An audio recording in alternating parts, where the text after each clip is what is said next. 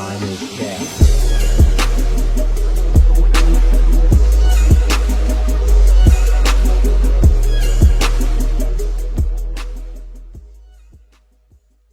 Shout out to Hip Hop Rewind and most importantly, Marcin. Shout out to y'all for tapping in. This video is how Lil Wayne made the best comeback in history. Get me when I'm talking to you. He's been referred to as one of the GOATs, and many credit their success to him. From the steady rise of his career as an artist from New Orleans, here's how Lil Wayne fought through adversity to make one of the best comebacks in history, and how long it took for his most anticipated album ever to drop.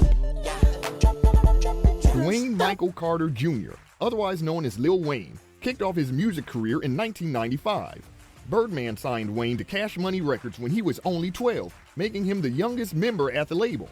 In 1999, Weezy dropped his solo debut album called The Block Is Hot. The project was written and produced by the likes of Mannie Fresh, Wayne, Brian Williams, and Ronald Williams. Wayne recorded the album from 1997 to 1999, giving him 2 years to perfect his very first solo piece. Universal Records released the album on November 2nd, 1999, and from then on, things were never the same. Wayne's album was originally set to be called Ride at Night, but ended up being named The Block Is Hot. Riding on the waves of his success, Weezy was already cooking up new material for his next album. The Carter debuted in 2004 and went up against other great projects that year, such as Kanye West's College Dropout.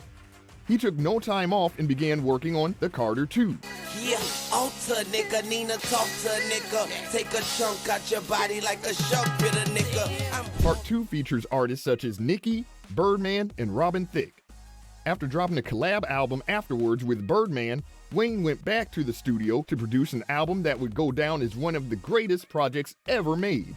The Carter 3 had other promising acts on the rise, such as T-Pain, Jay-Z, and Babyface. His highly anticipated third studio album dropped on June 10, 2008, despite previous track leaks.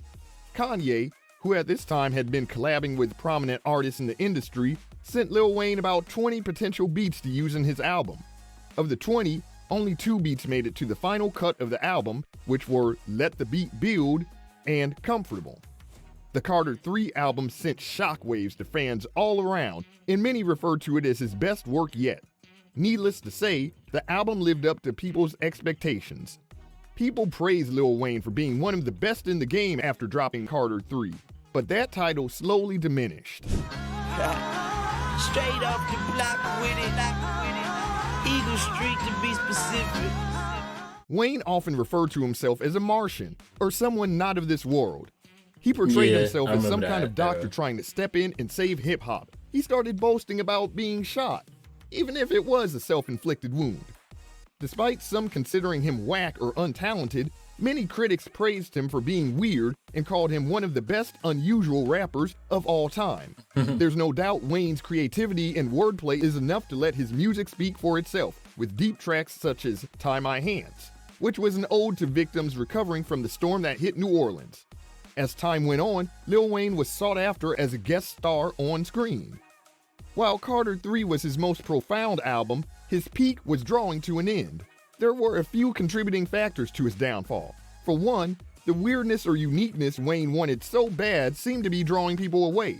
Not to mention, he made it clear he wanted to attempt a rock album, but couldn't play the guitar to save his life. With critics weighing in heavily, Wayne dropped his album Rebirth in 2010. Some critics were nicer than others, and one suggested it would have been better if the songs were parodies. Another critic claimed it should have gotten the award for Worst Album of the Year. Just after the release of his project, Wayne landed himself in jail on gun charges. One documentary series showed the amount of codeine Lil Wayne would binge after being released. Over the course of the next few years, he put out some mediocre albums and features, but fans were craving something similar to Carter 3.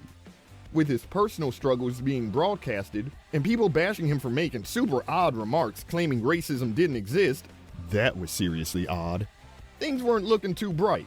Afterwards, he found himself in lawsuits with Cash Money Records, Birdman, and Universal. Due to the lawsuit issues, the album was delayed for nearly 7 years. Carter 5 was set to drop in 2013, but things came to a halt when lawsuits popped up. Birdman is said to have delayed the release when the two went through a 3-year battle. Shots were raining all around. No, literally, people shot up Lil Wayne's tour bus. Who was behind the shooting? Well, Young Thug's manager was ultimately arrested, and Wayne fired back with a diss track. But all the while, Wayne kept busy making music. With pent-up emotions running at an all-time high, he let it all out in the booth. Fans saw a beam of light at the end of the tunnel for Carter 5 when Drake tweeted the album will drop in May of 2014. Just a month later, it was announced the project would be once again delayed for the time being. After many rumors and tweets from potential collabs, Wayne took to Twitter at the end of the year to address fans and said, "I am a prisoner and so is my creativity. Again, I am truly sorry and I don't blame you if you're fed up with waiting for me in this album, but thank you." Wayne continued to drop other mixtapes over the years, but none were compared to the one he was sitting on. In September of 2015, after the lawsuits with Birdman and Cash Money came flooding in, Lil Wayne announced the album was complete. Man, the joint he dropped with I think it had Soulja Boy on it. It was like empty stomach, full clip. I'm gonna get it. I'm gonna get it. My trigger finger itching. My trigger finger itching. Nigga, rest in peace to the game, cause I killed it. You know what I'm saying? I think that was a dope body of work from Lil Wayne, but I definitely think there's some pieces missing from this video, but still, you know what I'm saying? Shout out to you, Hip Hop Rewind. The lawsuit brought tension between Birdman and Wayne. Birdman claimed it was all love, and in the bigger picture saw Wayne as his son.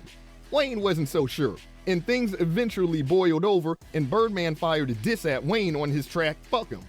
Shortly after, Birdman cleared the air saying it wasn't him who was holding back the album from releasing. Golf ball in my ear, nigga. Chains with the big bangs on them. Things are at an all-time high for Wayne, and he's quick to let fans know his frustration. He's also quick to let his haters have a piece of his mind. In September of 2016, Wayne took it upon himself to fire back at Birdman in the track Grateful. In his verse, Wayne said, "They can't put no more Weezy Baby out. That's that Cash Money vasectomy." If fans or critics weren't aware of the inner turmoil he was going through, Solange's track with Wayne on her single Mad touched on his dark attempts of suicide. Once Wayne was able to get a green light for Carter 5, he contemplated dropping it through other platforms.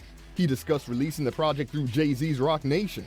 After Martin Scarelli was ordered to give the album back and the Cash Money lawsuit was settled, the album was cleared at last. In August of 2018, Birdman openly apologized to Wayne for their beef. Given that a few years had passed, the two squashed their beef, and just in time for the Carter 3 anniversary. In September, Weezy became the sole owner of Young Money, and it was said the Carter 5 would be released in late September.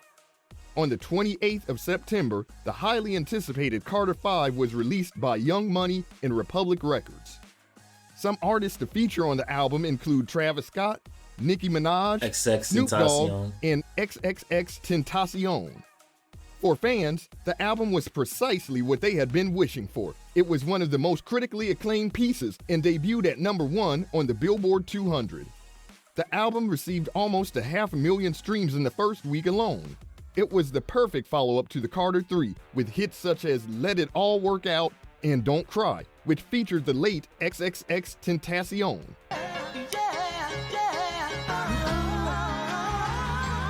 In the early 2000s, Wayne was considered one of the greats, and just because he encountered a few obstacles doesn't mean he stopped being great. Even if he was dealing with drug abuse, prison, and going back and forth from the hospital, he never stopped trying to get his message out there with music. That's a fact. Many were quick to turn a cold shoulder to the slander he'd received from his label and fans. But all the while, Wayne was building up the anticipation and fought for the Carter 5 to see the light of day. From his rise in the 90s to his splash with hit projects, we covered Wayne's diversity as an artist and the obstacles he's had to overcome in his career and personal life. Be sure to let us know your favorite Weezy track and what album is. It's a lot that comes from Lil Wayne that I rock with, but I missed out a little bit on certain projects that he made that was dope. But you know what I'm saying? Still, shout out to y'all. Let me know what y'all think about this in the comment section down below. With that being said, I appreciate y'all for all the love and support. Love is love, and I'm gonna catch y'all in the next video.